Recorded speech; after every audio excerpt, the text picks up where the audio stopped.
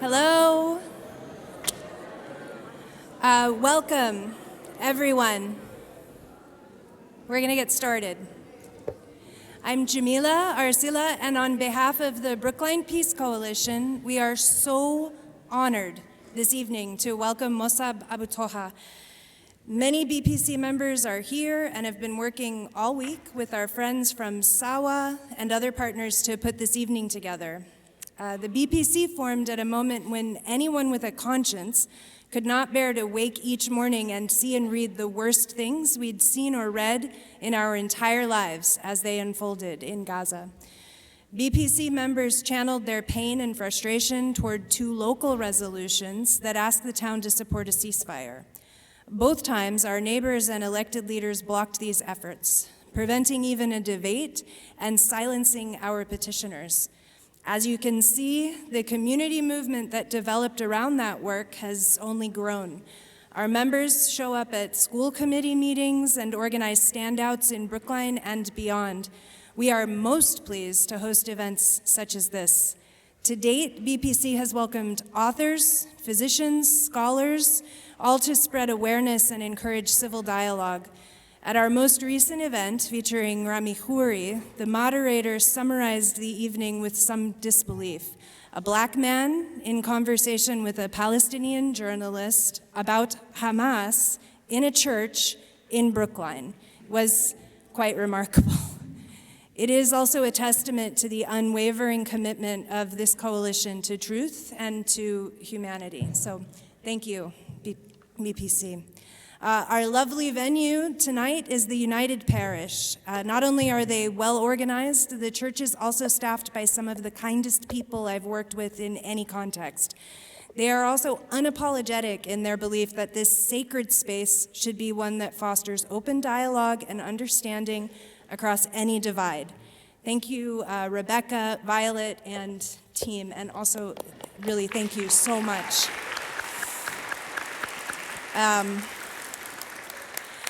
The Brookline Booksmith continues through their Focused Transnational series and by showing up after hours to events like this one to empower marginalized writers at a time when many efforts are taken to intimidate and silence these voices and those who would platform them. So, thank you.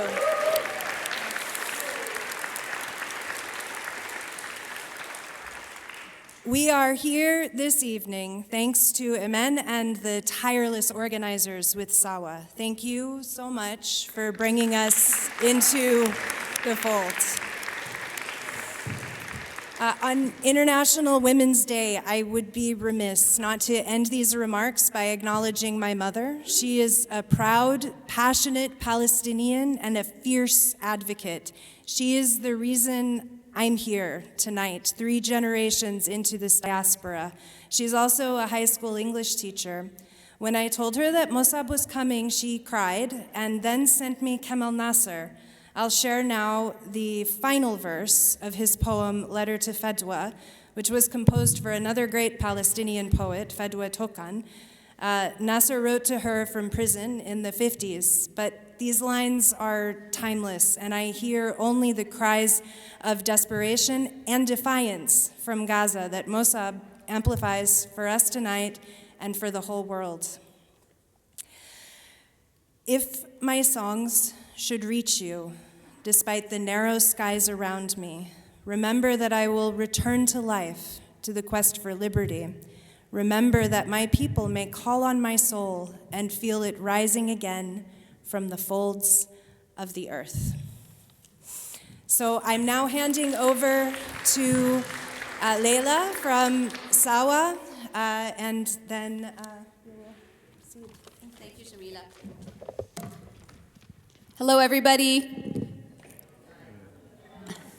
On behalf of Sawa, the Newton Alliance for Peace and Justice, I'm happy to welcome you all to this event with award-winning Palestinian poet Musab Abu Toha. I'm Leila Qassis, Palestinian American. I'm here with my husband Muhammad and my children Noura and Omar.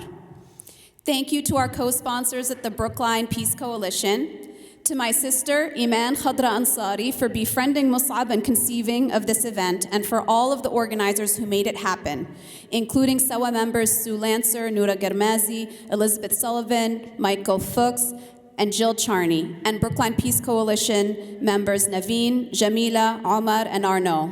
And I'd like to thank Sana Fadil, co-leader of Sawa, for her caring leadership and her tireless advocacy efforts at the state and local level. Thank you, Sana.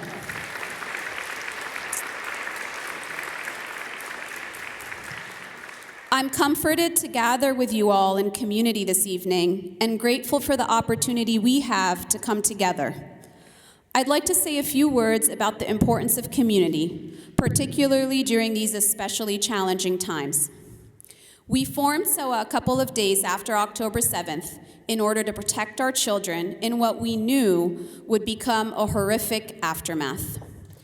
We had multiple meetings with the superintendent, assistant superintendents, and principals. At the time, we called ourselves concerned parents. The group didn't fizzle after a few weeks. Rather, we persisted and grew into a vibrant organization made up of a diverse group of people, united in our fervent desire for equity and justice. We're sickened by the relentless genocide committed against the Palestinian people, not just in Gaza, but in the West Bank as well, with ongoing home demolitions, military attacks, and settler violence, along with the destruction of basic human rights, including access to water, education, healthcare, and freedom of movement. We cannot rest until the injustice ends. It's easy to feel hopeless. We put in endless effort, and we give our hearts and souls to our advocacy work. Meetings with elected officials, community building, sharing of our stories, often to vicious attacks, like we experienced at the Newton Public Library, to often feel like we're moving one step forward and two steps back. One of the most valuable things we continue to do is build and grow community. It gives us solace when we are down, and it lifts us up into a more powerful voice. And people are beginning to listen. We have to believe that. We must believe the tide is turning. Awareness is growing. Palestine is becoming a more mainstream cause. No other land won an Oscar. Would you have ever imagined that? And the theaters are packed at its showings, as I can attest, as my family and I attended at the Coolidge Corner Theater last night. Mo'amed is a wild success. The authorities threaten, arrest, prosecute, and deport, but people continue to pour into the streets in the hundreds of thousands around the world. The tenuous so-called ceasefire has come too late, and the fate of the Palestinians is uncertain. But like the mighty Palestinian olive tree and the stubborn cactus that dot its rolling landscape, we must be patient, steadfast, and unrelenting, and we must continue to build our community larger and greater in all of its glorious diversity. On this International Women's Day, I'd like to take a moment to pay respect to the strength of our Palestinian mothers, sisters, and daughters. Your resilience shoulders the entire Palestinian people. May you not be forgotten by the so-called feminists of the world, but rather honored nobly as you deserve. As I hand it over to Iman, who will introduce Musab, I leave you with a sprinkle of his words. Don't ever be surprised to see a rose shoulder up among the ruins of a house. This is how we survived. Thank you.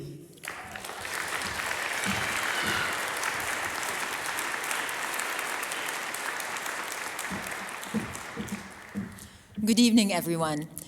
Many of you know me very well, and many of you are getting to know me today for the first time. Because we're talking about the amazing Palestinian women, I'm going to start with a short story about my mother. 6 years ago, for the first time in my life, as an American citizen, I was able to go to Palestine. I took my 4 kids with me, and we made it first to Jerusalem, their hometown, and then to most of the city in the center, and then eventually we made it to Safad, my hometown. I am from Safad. I am Safadiyya. I went there and I cried. My dad was with me on FaceTime. We both cried. We both laughed. He was yelling at me, yelling at the kids, get quickly there, do this, do that, and bossing us around. Like, I could turn off that FaceTime, but he still thought he had the power, and he was yelling at me. And after that, the Spirit moved me to write a poem.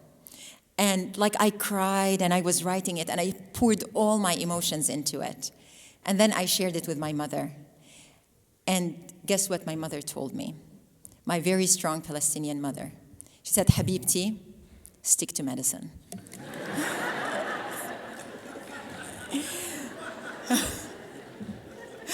So today I would like to give you a real poet, even though in the Arab culture, all 500 million of us will tell you we come from a line of poets because many Arabs are poets. But today I'm introducing to you a dear friend of mine. We became friends recently, and he now calls me auntie. And I'm okay with that. I love being his aunt. So Musab Abu Toha, he's Abu Toha in Arabic. He is a Palestinian poet, short story writer, an essayist from Gaza, and the author of Forest of Noise. His first collection of poetry, Things You May Find Hidden in My Ear, was finalist for the National Book Critics Circle Award for Poetry, and it won the Palestine Book Award, American Book Award, the Walcott Poetry Prize.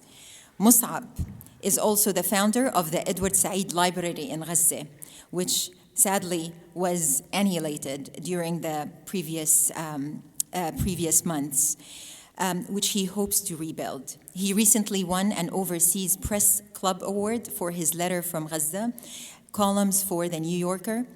And for more information, we will get to hear more from Musab now. Before I get Musab to the podium, I would like to share with you one last thing. I'm a physician. I'm a pediatric emergency physician in Boston. And whenever I teach my medical students, some of them are here, I tell them there is one thing of all our human qualities we can never lose. If you lose it, you lose your humanity, and you shouldn't be a physician. And in my opinion, we shouldn't be humans if we lose it, which is empathy. And empathy means that we put ourselves in that person's shoes, the person in front of us, no matter who they are. Sawa and Brookline Peace Coalition are my people because they see the power of uniting us, bringing us together, Palestinians and non-Palestinians, Muslim, Jews, Christians, atheists, all of us are together for the betterment of this world. I would like us all to welcome Musab with an open heart, an open mind, and forget the labels tonight. I want you to put yourself in his shoes and see Gaza through his eyes. Thank you.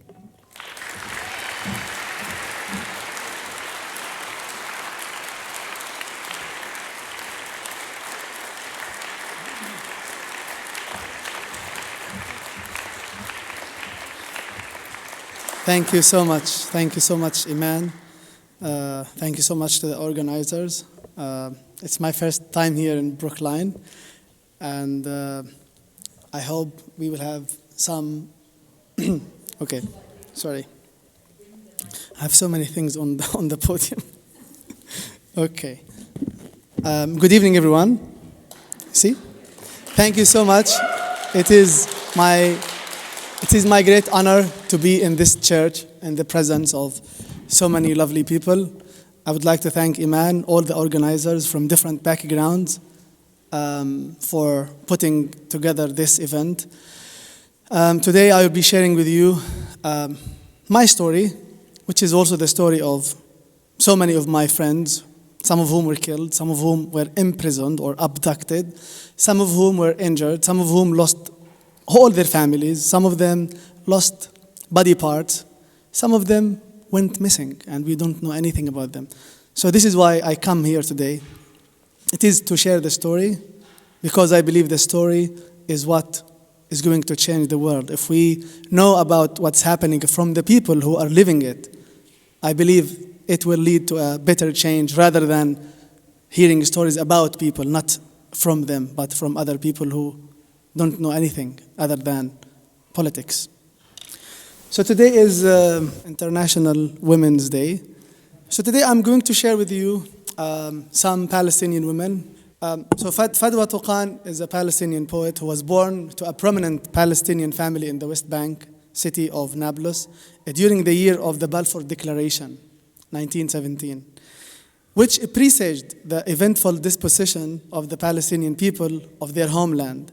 Her poetry reflected the pain, loss, and anger of the Nakba, or the catastrophe, the experience of a fleeing war and living as a refugee, and the courageous aspiration of the Palestinian people to nationhood and return to their homeland. She also wrote about resistance to Israel's injustices and life under the Israeli military occupation, especially after Nablus fell to the Israeli forces in 1967, heralding Israel's long-term occupation of the West Bank, which remains to this day. She studied English literature at Oxford University and won several international literary prizes. Tuqan has been described as one of the 3 female Arab poets, along with the Iraqi Nazik al-Malaika and the Palestinian Salma Khadra al-Jayusi, who embraced the modern poem. And she died in 2003. This is Hiba Abu Nada. She was born in 1991. She's 1 year older than me. She was born to a family of Palestinian refugees of the Nakba. She received a bachelor's degree in biochemistry from the Islamic University of Gaza and a master's degree in chemical nutrition from Al-Azhar University. Her novel, Oxygen is Not for the Dead, won 2nd place in Sharjah Award for Arab Creativity in 2017. And she was killed in her home in Gaza by an Israeli airstrike in October 2023. Okay, this is Hiba Zaqut. I came to know her 2 years before she was killed. She is a very wonderful artist. She contributed a few pieces of her art to a special section of a magazine that I was guest editing. Hiba Zaqut was an acrylic artist born in 1984 in Gaza. She graduated in 2003 from the Gaza Training College with a diploma in graphic design and graduated in 2007 from Al-Aqsa University in Gaza, specializing in fine arts. She was killed in her home in an airstrike, also in October 2023, and she was killed with her son. Okay, so these are some of her work.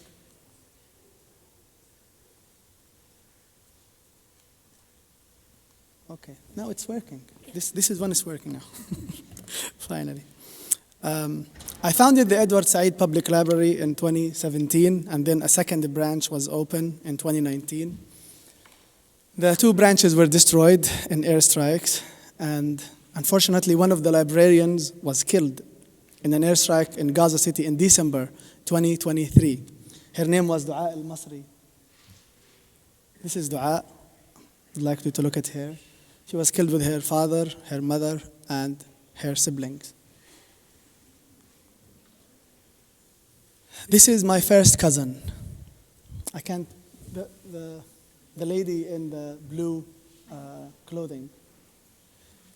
Her name was Tahrir Abu Toha. She's my first cousin. She is sitting 3rd from the left. She was killed along with all the people in the picture. She was killed with her husband, the one in a wheelchair, along with her 2 children on the left. And this girl in the middle, just to give you some context, this girl is her oldest child. She was waiting to get the results of her high school diploma. And they were sitting very nervous, waiting for the results.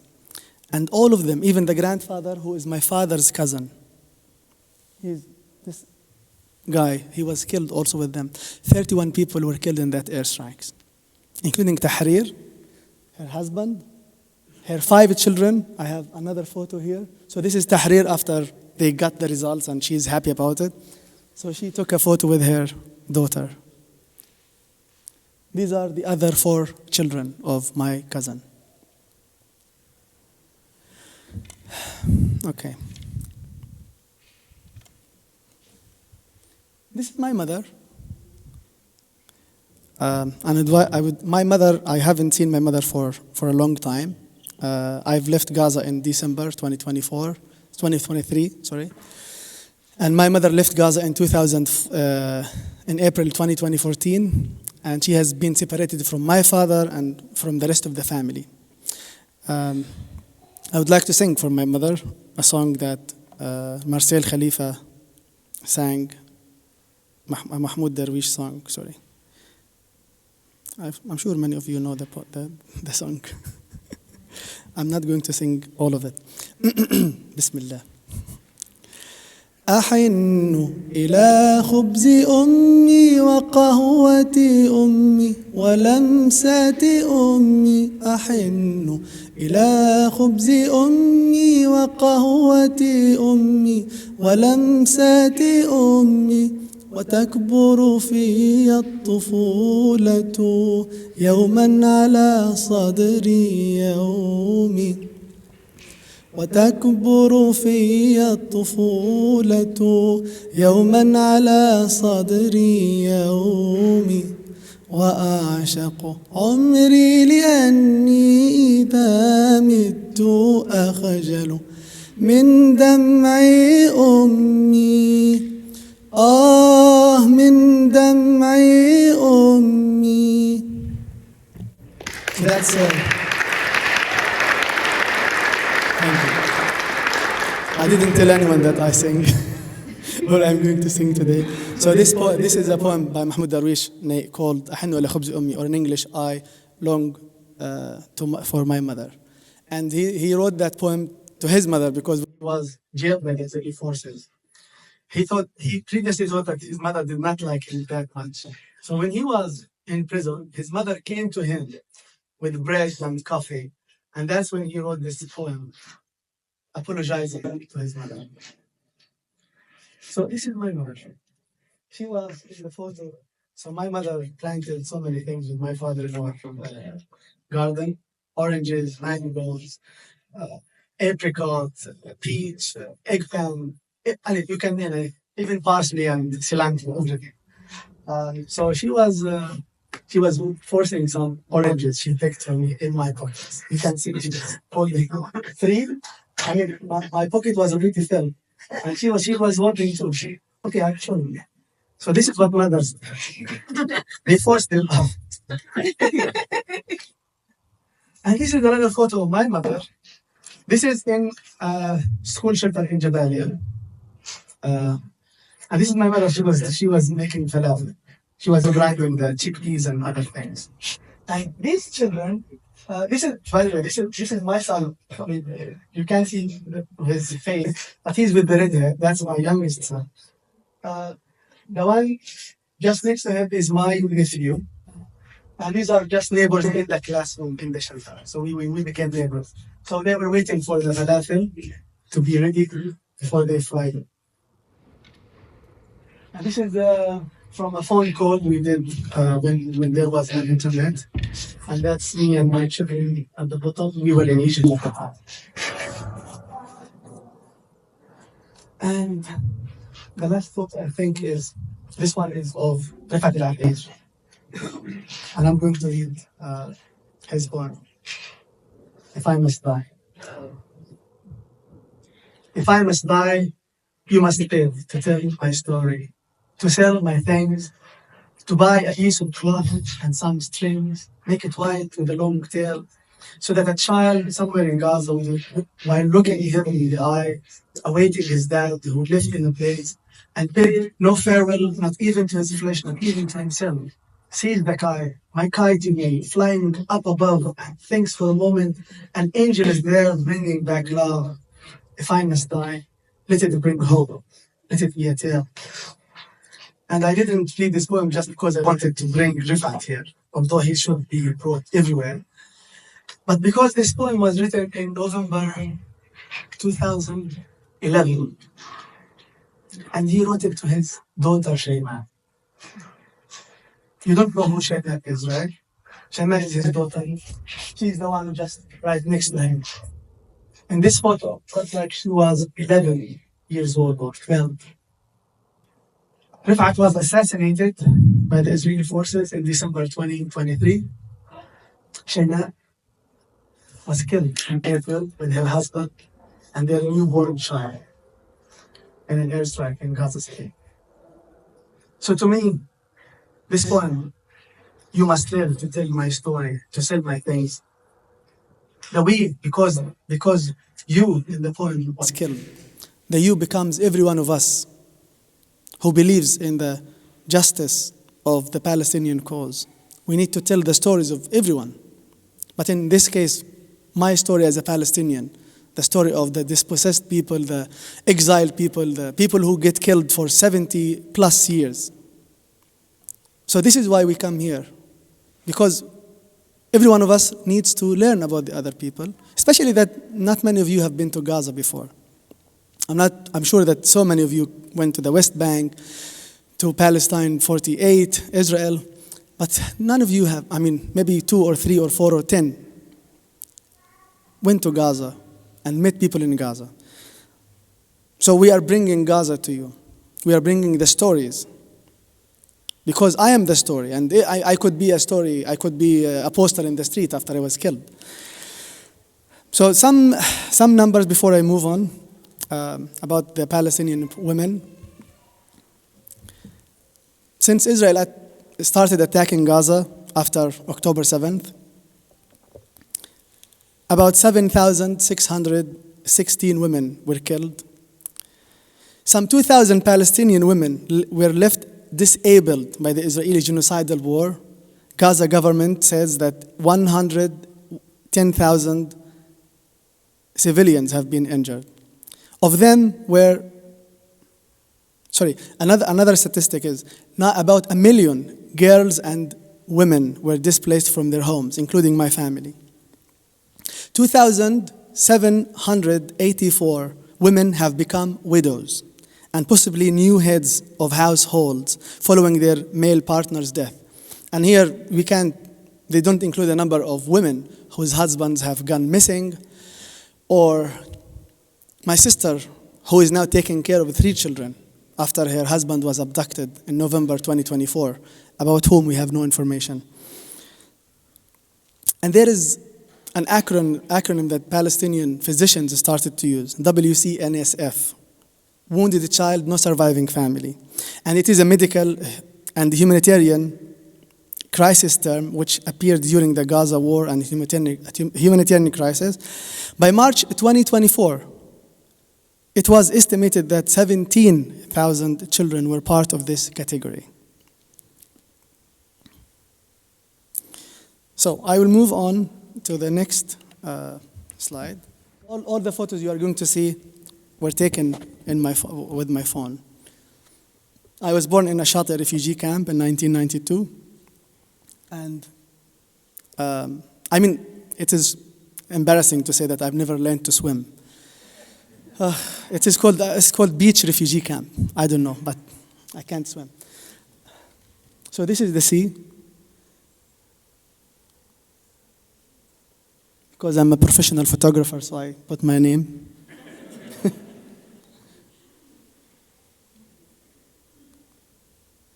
This is in Beit Lahia, North Gaza.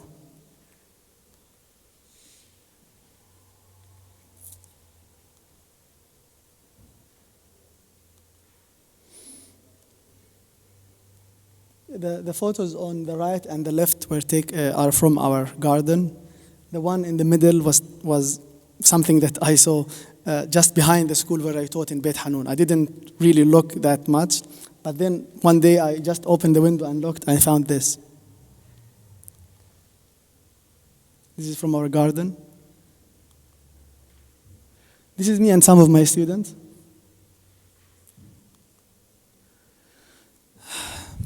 So I lost so many friends, so many family members, but also I lost students. These are 2 students who were killed in airstrikes in the past few months. The student on the left is named Hatim Za'anin, and he was killed in an airstrike in Beit Hanun while he was looking for firewood. The boy in the second photo on the right,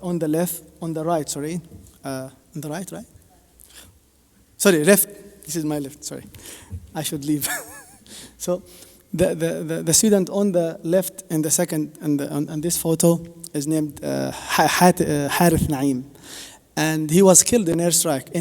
He's from Beit Hanun, by the way, North Gaza. I know so many of you know the geography. Beit Hanun is north, Beit Lahia north, Jabalia north. And then there Al-Balah, Maghazi, Zawaid, Sirat, Rafah, Khan Yunis, south. So Hatim is from Beit Hanun, North Gaza.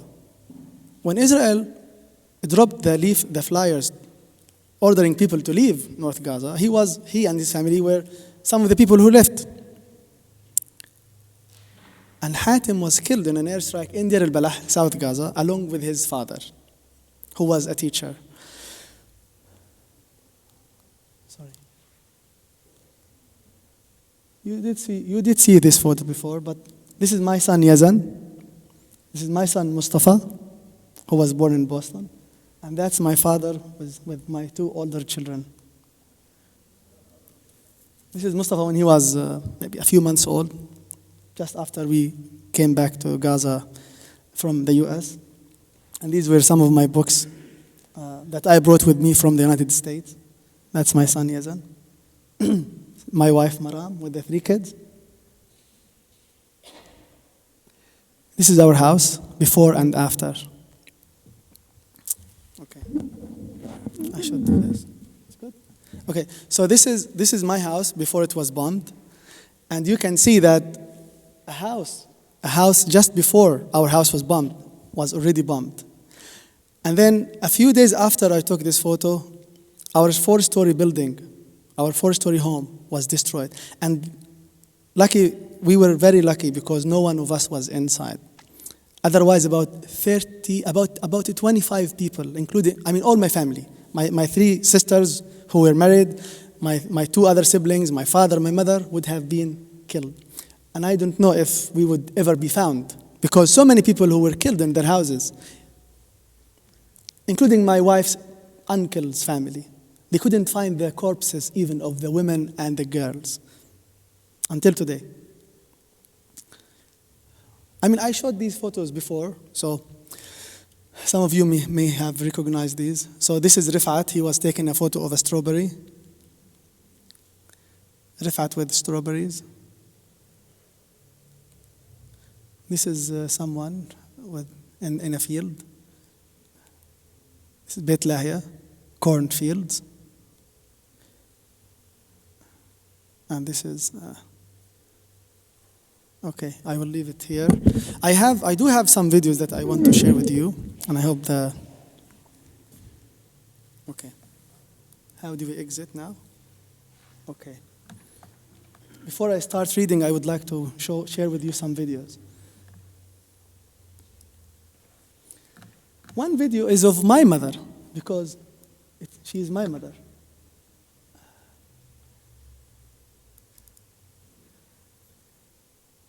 So for the past 7 or 8 days, Israel blocked the entry of any food truck from Gaza. So this video, my younger brother sent it to me. I was in Egypt. So he sent me a video of my mother after our house was destroyed. My mother and my siblings and my father were looking for food because there was starvation at the time and there was no food. So my mother came back to our house to dig through the rubble in the hope of finding some olives, canned olives. And you will see the only thing she could find.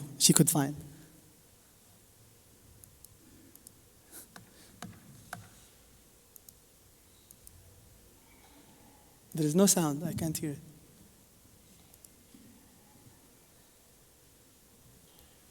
Sound?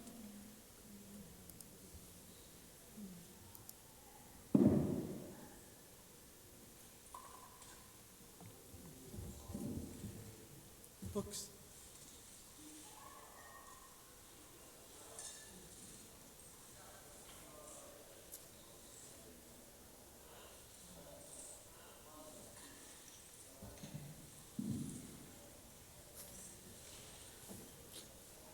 This is a City Lights tote bag. I had a video of some airstrikes in May 2021. And Israel attacked Gaza in May 2021, and it was my first time living through military attacks as a father. I mean, I was wounded in an airstrike in 2009, but I was 16 years old. And I survived the 2014 attacks, which lasted for 51 days. I was single. I got married in 2015, and we had our first child in end of 2015, and then another child in 2017, and then Mustafa in the US in 2020. So in 2021, when we returned to Gaza, Israel attacked Gaza for 11 days, and it was my first time living through the horror of wars. And I was holding my phone at the window, filming some airstrikes.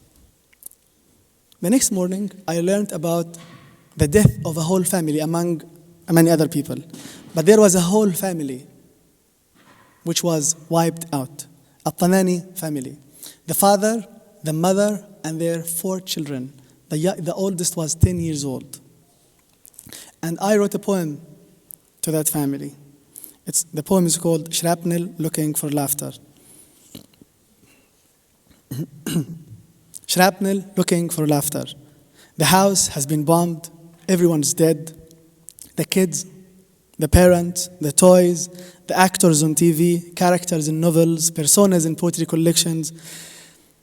The I, the he, and the she. No pronouns is left, not even for kids when they learn parts of a speech next year. Shrapnel flies in the dark, looks for the family's peals of laughter hiding behind piles of disfigured walls and bleeding picture frames. The radio no longer speaks. Its batteries have burned. The antenna is broken. Even the broadcaster felt the pain when the radio was hit. Even we, hearing the bomb as it fell, threw ourselves to the ground. Each of us counting the others around them. We were safe, but our hearts still ache. So that was May 2021. And I always say that the we in the poem, when I said we were safe, is missing about 60,000 people.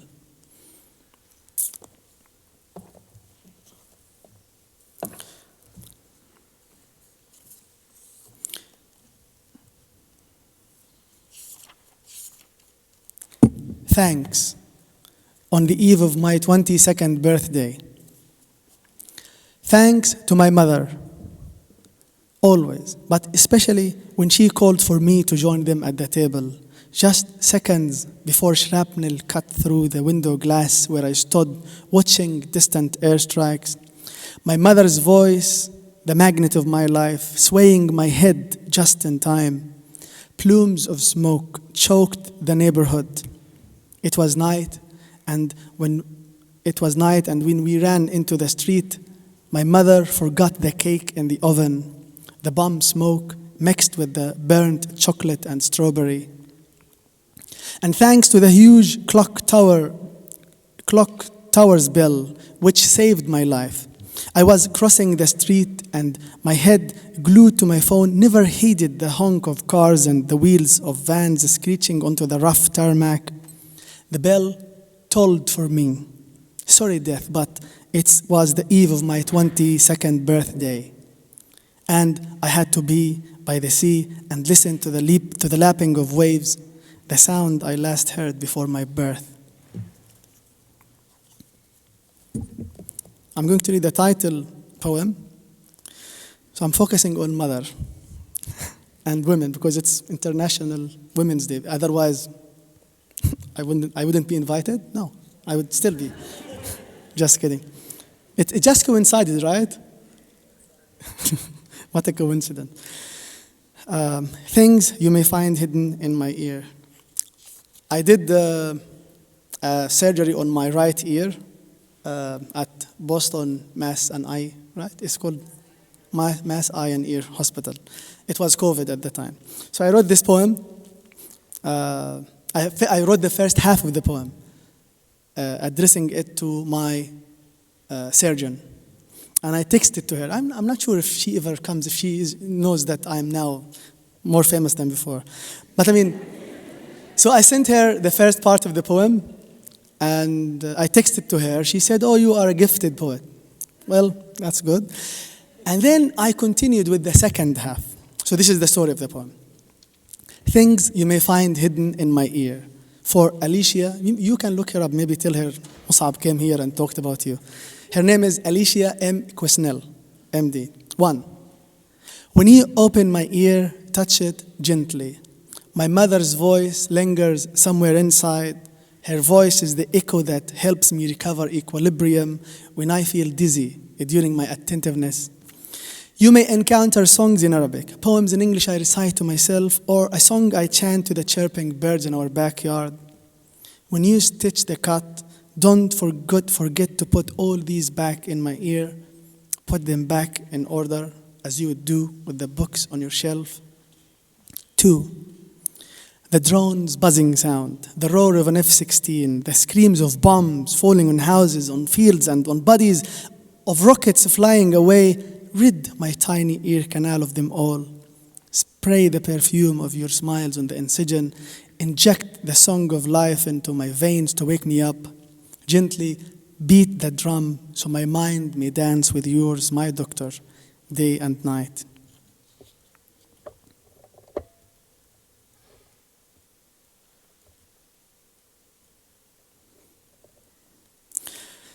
The first poem in this collection, which was published in 2022, is called Palestine Easy, and it's about the English alphabet. So I'm going to just read a few parts, just to give you an idea. Palestine A. An apple that fell from the table on a dark evening when man-made lightning flashed through the kitchen, the streets, and the sky, rattling the cupboards and breaking the dishes. Am is the linking verb that follows I in the present tense when I am no longer present, when I am shattered. B, a book that doesn't mention my language or my country and has maps of every place except for my birthplace, as if I were an illegitimate child on Mother Earth. Borders are those invented lines drawn with ash on maps and sewn into the ground by bullets. C, Gaza is a city where tourists gather to take photos next to destroyed buildings or graveyards. A country that exists only in my mind. Its flag has no room to fly freely, but there is a space on the coffins of my countrymen. D, Dar means house. My grandparents left their house behind in 1948 near Jaffa Beach. A tree my father told me about stood in the front yard. By the way, I'm in touch with some people, some Palestinians who are still in Jaffa, asking them to just look for this tree, if it still exists. Dreams of children and their parents of listening to songs or watching plays at Al-Mishal Cultural Center. Israel destroyed it in August 2018. I hate August, but the plays are still performed in Gaza. Gaza is the stage. And again, remember, this was published in 2022. And some of the poems that I wrote, I looked at them, no, Gaza is not the stage. I mean, it's rubble. 70% of this stage has been turned into rubble. It's not a stage like before. Skipping. K.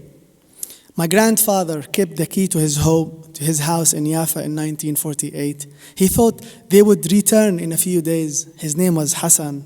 The house was destroyed. Others built a new one in its place. Hassan died in Gaza in 1984. The key has rusted, but it still exists somewhere, longing for the old wooden door. And I have to say something about my grandfather, Hassan. He died in 1984. Just see, 1948, he was expelled, and he died in Gaza in 1984. And I wrote a poem to him that I will read. And I didn't know where he was buried, but now with Israel's destruction of most cemeteries in Gaza, I'm not sure I will ever find his grave, or even the grave of my brother, who died in 2016 after struggling with illness.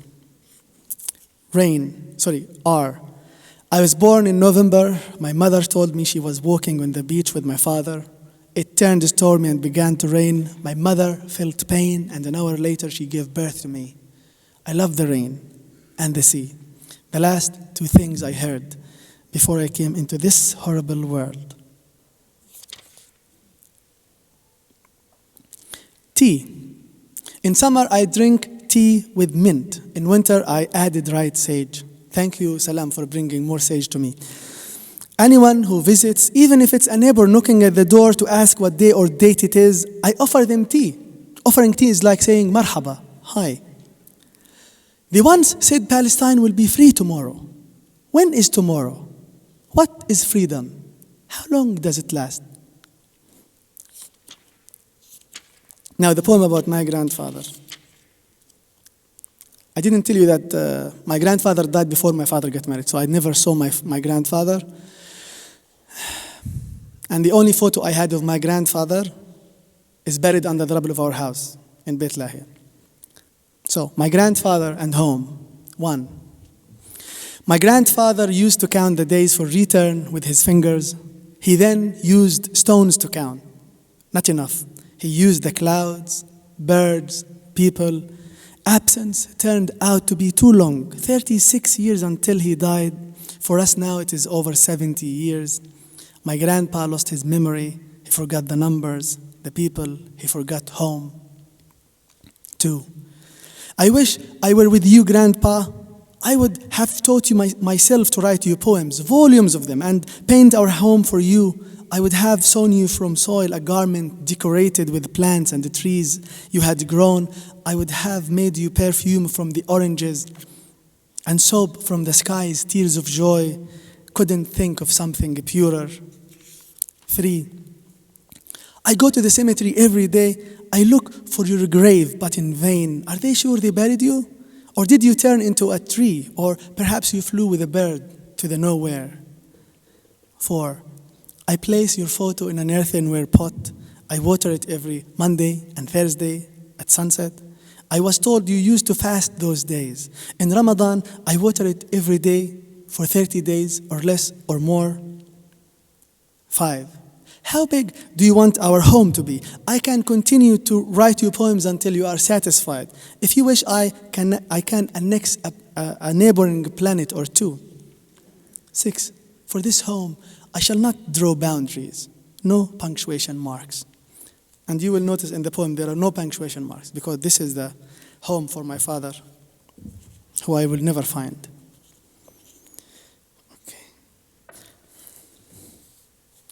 قديش معنا وقت؟ How are we on time؟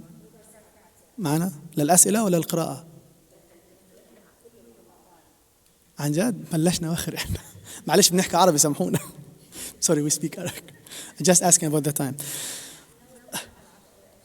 Okay, I will read 2 more poems and then we move to Q&A if there are any questions. So the poem that I told you about, my grandfather.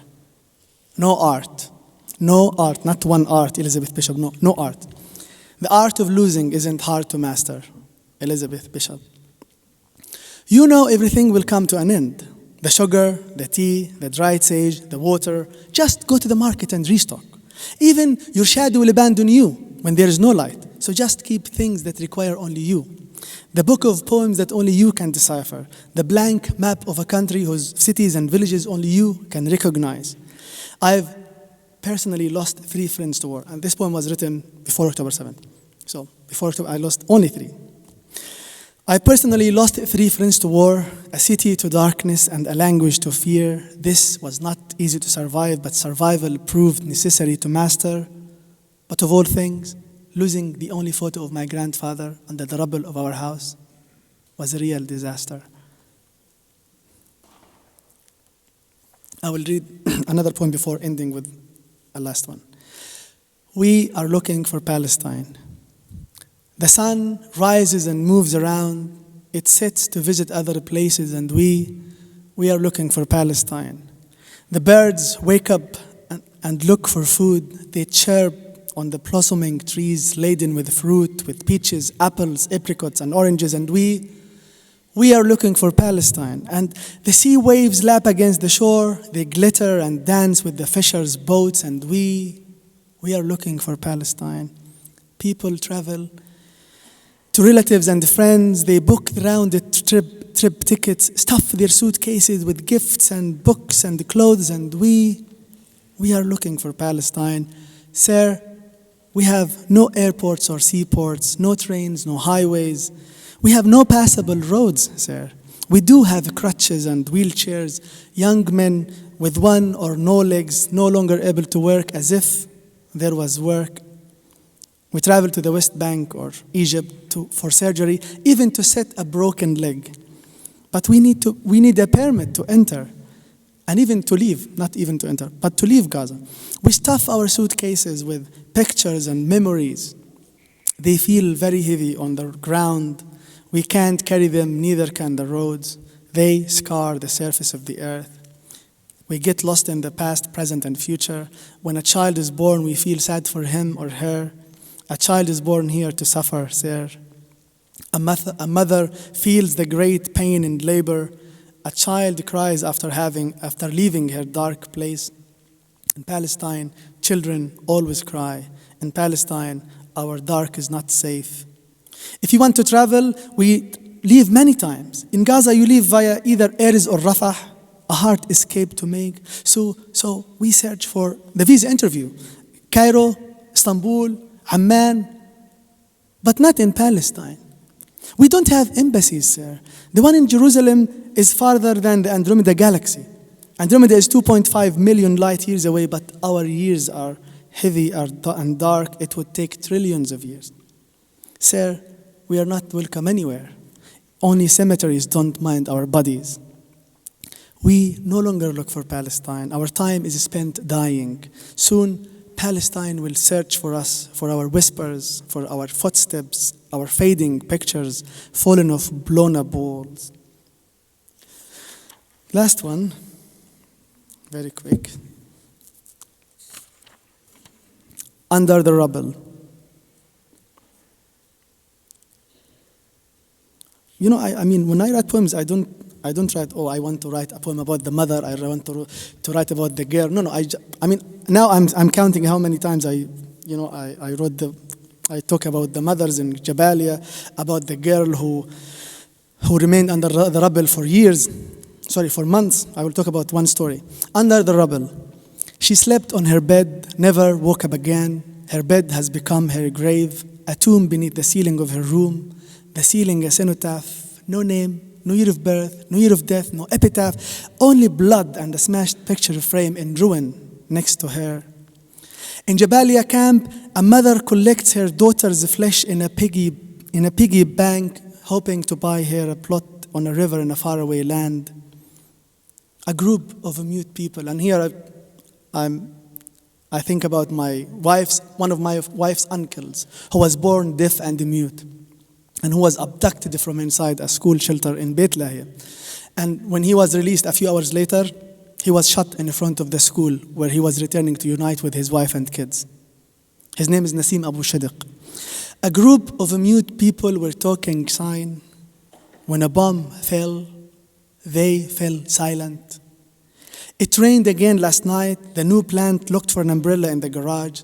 The bombing got intense and our house looked for a shelter in the neighborhood. I'm skipping some parts. This is for the fathers. He left his house to buy some bread for his kids. News of his death made it home, but not the bread. No bread. Death sits to eat whoever remains of the kids. No need for a table, no need for bread. Last one. When we die, our souls leave our bodies, take with them everything they loved in our bedrooms, the perfume bottles, the makeup, the necklaces, and the pens. In Gaza, our bodies and rooms get crushed. Nothing remains for the soul, even our souls. They get stuck under the rubble for weeks. Thank you.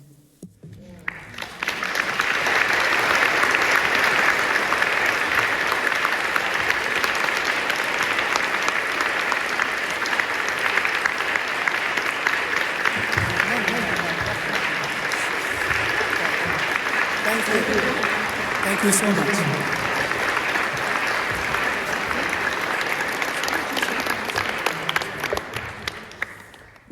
Mosab, thank you so much, and my apologies for the technical issues. That's all us.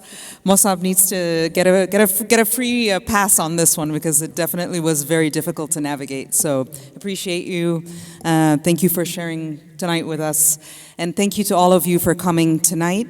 I'd also like to thank our co-sponsors, the Palestine Children's Relief Fund, the Islamic Center of Boston Wayland, Congregation Dorshai Zadek, and Boston Workers Circle for making this happen tonight with us.